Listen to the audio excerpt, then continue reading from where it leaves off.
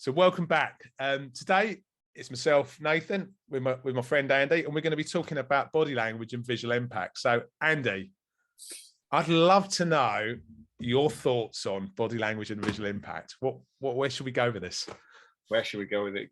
It's a very good question. I think the first thing is to just say what an important aspect it is, even on these channels, so whether you're on a Zoom call or you're in person, body language and kind of the impact of that is impact. It's going to empower you.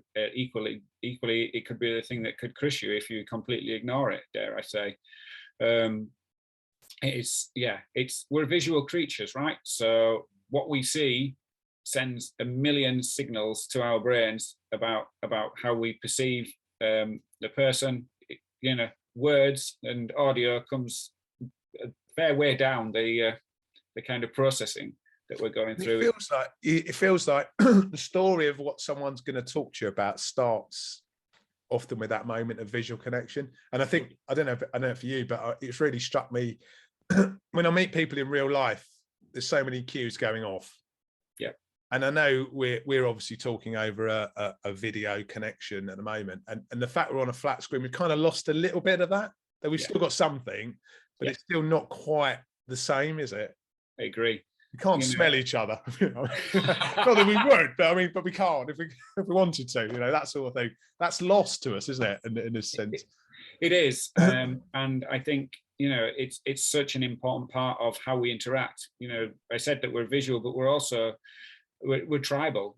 We want community. We want to sort of connect and kind of share what we're doing.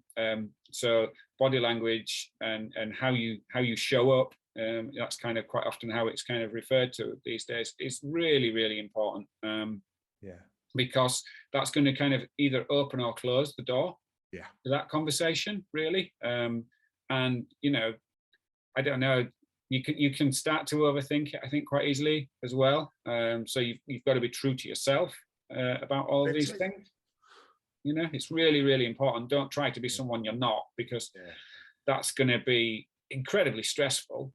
But equally, the real self will tumble out at some point. I was just thinking, it comes back to what we were talking about last time we met around masks. Yeah. And masking body language is quite an interesting thing, isn't it? Trying to pretend to not be something who you are. So have you got any really good? I mean, I'm quite intrigued. Have you got any really good examples of body language and where it's kind of crashed and burned, or when it's worked really well? Maybe I'll put you on the spot there. Sorry. I think what's really interesting, and a character that we can talk about in a broad sense, that's very much in the public sphere, that struggles with body language and perception, is Zuckerberg. Okay. And all the stuff with Facebook. Yeah. So, whatever your feelings are about him personally and the various ethics therein of the business, the times that he's had to present, he clearly is very uncomfortable doing it. Yeah. And when they were in court, they put him in a suit because they deemed that was going to be the way that would make him look authoritative, established, all this sort of thing. It just looked incredibly uncomfortable. Yeah. And why not just let him be him? Yeah. Because then that narrative would come across so much more human, less forced, natural, and I think that we've got to get past the idea that, there's these certain occasions where you've got to wear certain things and do certain stuff, because it doesn't work for everyone. It's clear. Yeah. I mean, what jumps out at me there, Andy, it's almost like the frame. Yeah. You're talking about, in terms of what's the frame and what's the frame in terms of what you're wearing and how you're turning up that allows you to deliver your best self in terms of your body language. And if we're in a frame we're not comfortable with, actually we don't come up as our best selves, because we might be really uncomfortable with the place anyway, but that's just going to exacerbate the problem. Completely. Yeah. Environment is going to play a big part, but equally, being yourself and having clothing on that you're comfortable in, and that can be comfortable on so many different levels. The physical feel, the colors, the patterns, the associations that there is with that particular color or pattern or whatever it might happen to be. A message, if it's got some sort of message on there as well. You know, Yeah. it's all important stuff.